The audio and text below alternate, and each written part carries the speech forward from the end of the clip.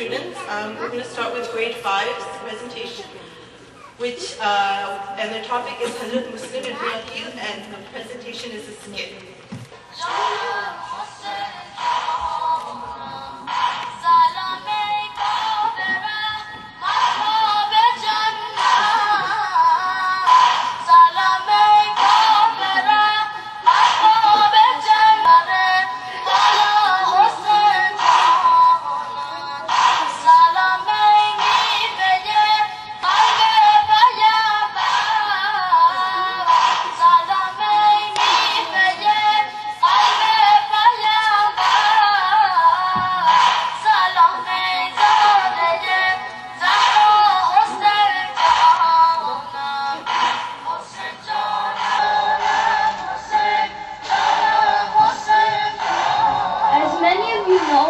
Hussain began his journey to Karbala by crossing Makkah, first with the intention of doing Hajj.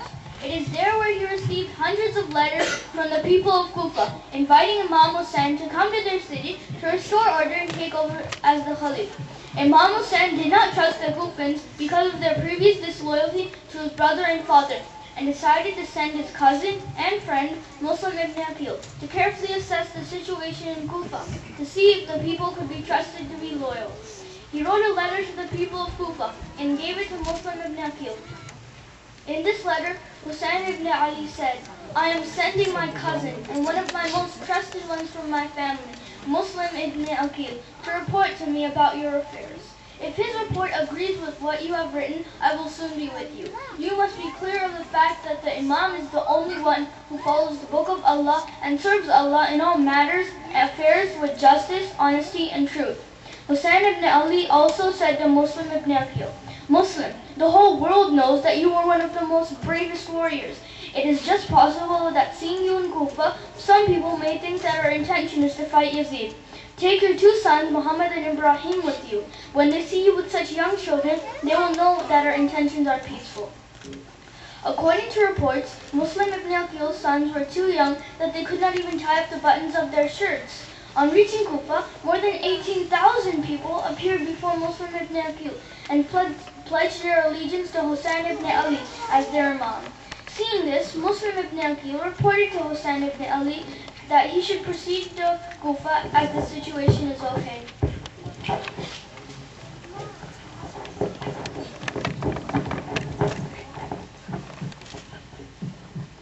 Pin-drop silence prevailed in the mosque at Kufa, where a large congregation had gathered to offer evening prayers. Outside the mosque, the town crier was reading out the proclamation at the top of his voice. Everyone of the congregation was straining his ears to listen to every word with rapt attention. Of all the citizens of Kufa, that any person found associating with Muslims, son of Aqeel, will be considered a rebel against the Khalif, and by way of punishment, he will be hanged, drawn, and quartered. His entire family will be put to the sword and his property confiscated. In case of those who have until now extended the welcome to, if they now decide to repent and desist from doing so, they will be forgiven. With looks of fear, everyone listened to the proclamation. It was the same Muslim, son of Aqeel, who was to lead the prayers that evening, and as the proclamation ended, he arose to fulfill his duty. A few exchanged inquiring glances with their friends. Some others whispered some words to their neighbors. At this moment, the call for prayers was given, and Muslims silently rose to lead the congregational prayers. When Muslim completed the prayers and turned back, he found the mosque empty, except for one person, Hani ibn Urwa, at whose house Muslim was staying as a guest. The two looked at each other. No words were needed to tell Muslim why the people of Kufa had deserted him.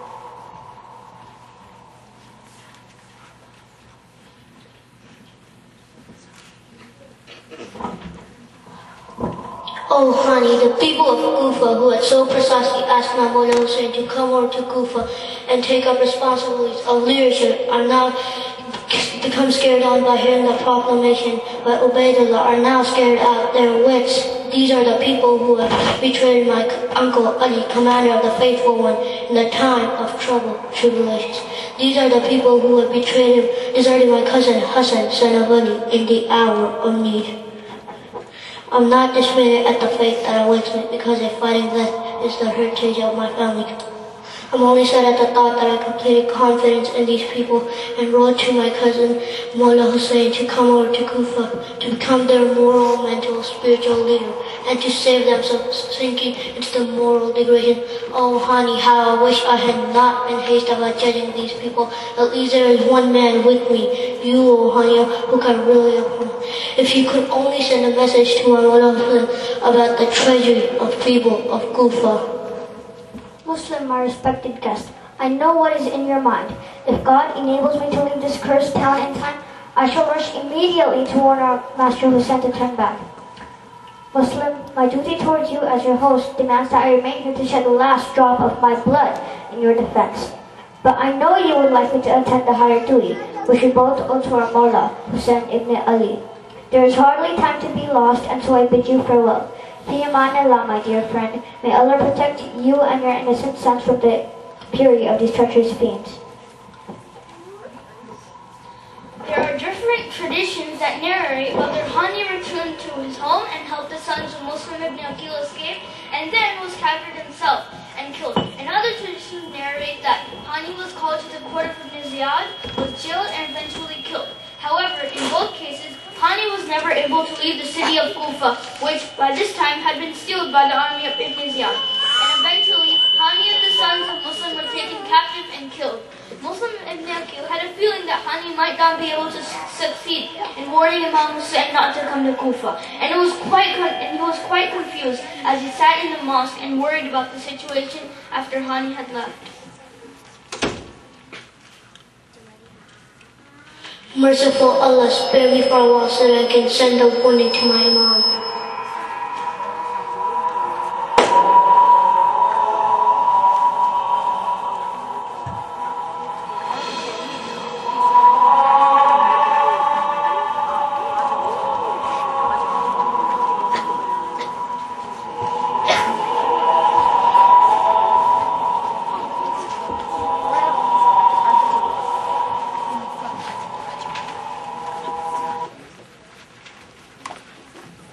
He came out of the mosque slowly.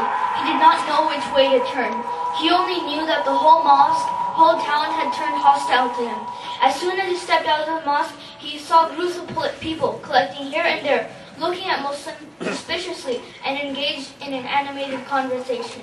On seeing him coming out, they scattered and walked away as if they had never known him.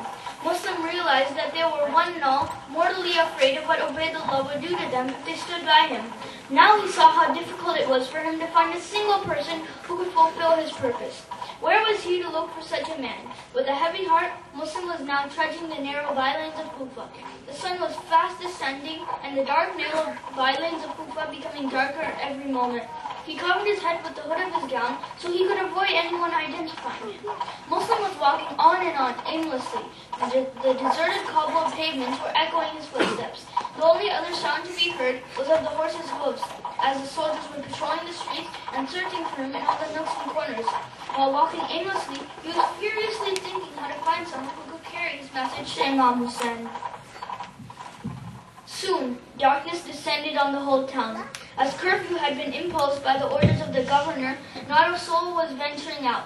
It became evident to Muslim that if he walked on, there was every possibility of his being arrested by the patrolmen, and if that happened, his last hope of finding a messenger would vanish. The events of the day had made him tired in body and soul.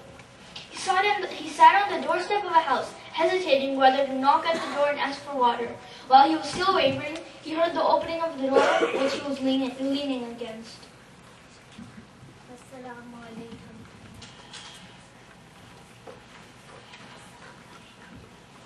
Assalamu alaikum. Wa alaikum assalam. Servant of God, give me water to drink, please. Wait here till I fetch some water.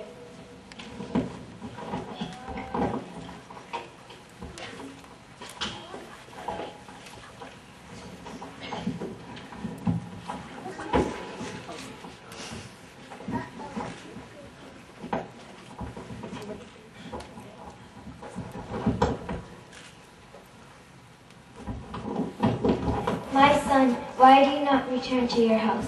Do you realize how your wife